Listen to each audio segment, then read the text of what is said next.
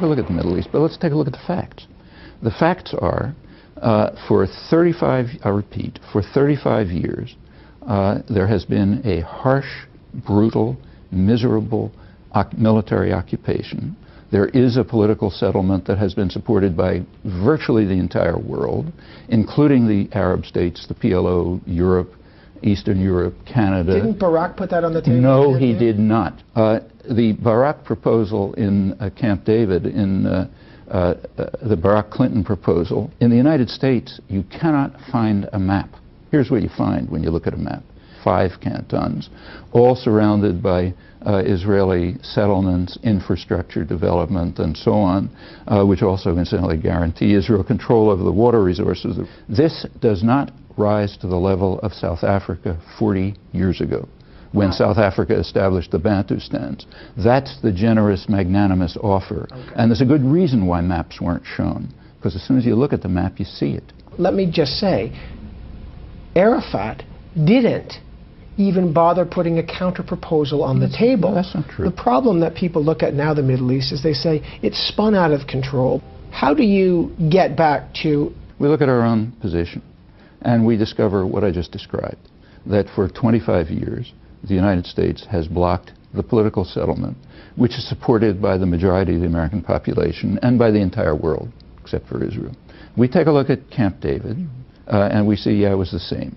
The United States was still demanding a Bantustan-style settlement and rejecting the overwhelming international consensus and the position of the American people.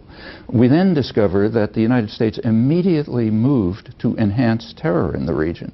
So let's continue. On September 29th, Ehud Barak put a massive military presence outside the Al-Aqsa Mosque.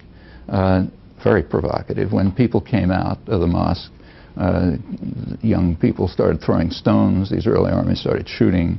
Half a dozen people were killed, and it escalated. The next couple of days, Israel used U.S. helicopters to attack civilian complexes, killing about a dozen people and wounding several dozen. Clinton reacted to that on October 3rd by making the biggest deal in a decade to send Israel new military helicopters. The U.S. press cooperated with that by refusing to publish the story.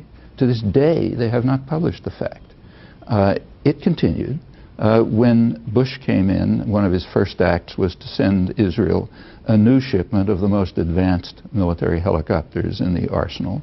That continues right up to a couple of weeks ago with new shipments. On December 14th, the Security Council tried to pass a resolution calling for what everyone recognizes to be the obvious means for reducing terror, namely sending international monitors.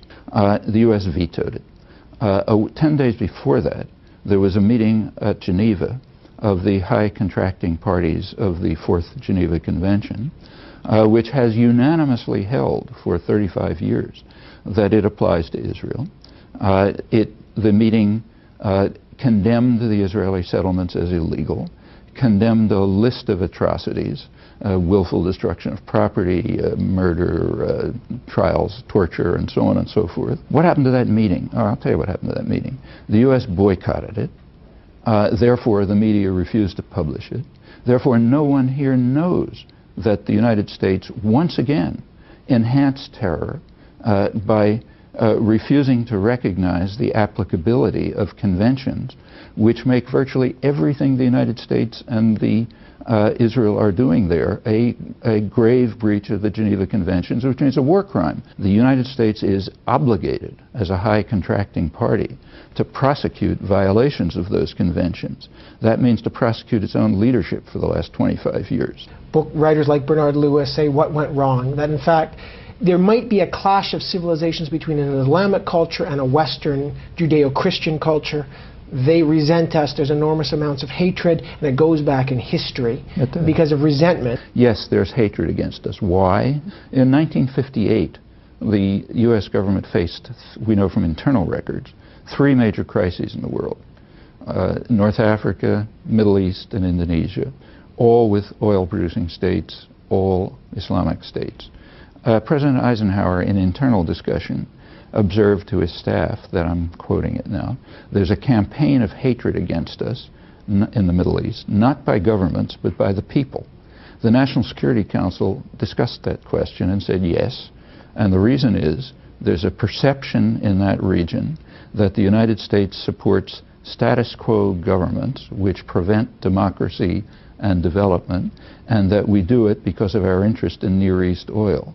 Furthermore, it's difficult to counter that perception because it's correct, and furthermore, it ought to be correct. We ought to be supporting brutal and corrupt governments which prevent democracy and development because we want to control Middle East oil. And it's true that leads to a campaign of hatred against us.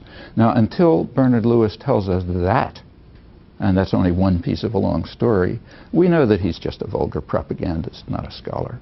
So yes, as long as we are supporting harsh, brutal governments, blocking democracy and development because of our interest in controlling the oil resources of the region, there will be a campaign of hatred against us. Tell me, what state does function according to what you call the minimal levels of honesty? Is there a state? None. None. States are power centers. The only thing that imposes constraints on them is either outside force or their own populations. The United States, for example, is far more civilized than it was 40 years ago. Let's just take that.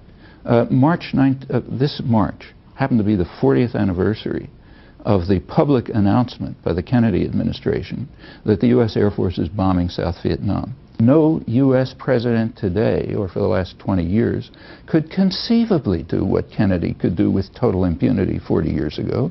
And the reason is because there was massive popular protest. It also spawned the contemporary civil rights movement, the feminist movement, the environmental movements, and all sorts of other things, and it imposed important constraints on straight violence. In fact, that's how we got rid of slavery.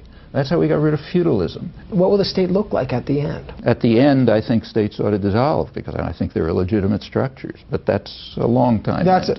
But it is the end of the nation state that you foresee in the vision. I don't foresee anything. What I'm saying is that as long as people, ordinary people, are able to free themselves from the doctrinal controls imposed on them by their self-appointed betters and mentors, as long as they're able to do this, they'll continue to be able to struggle for peace and justice and freedom and limitations on violence and constraints on power, as they've been doing for hundreds of years, and I don't see any end to that.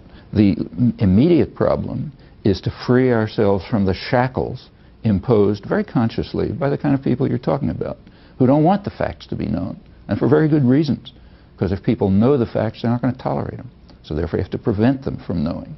You have to indoctrinate them. You have to tell them stories about how we're really good guys, and if we use violence, it must be for the general good because we represent the course of history. Yeah, that's the job of propagandists for power and violence.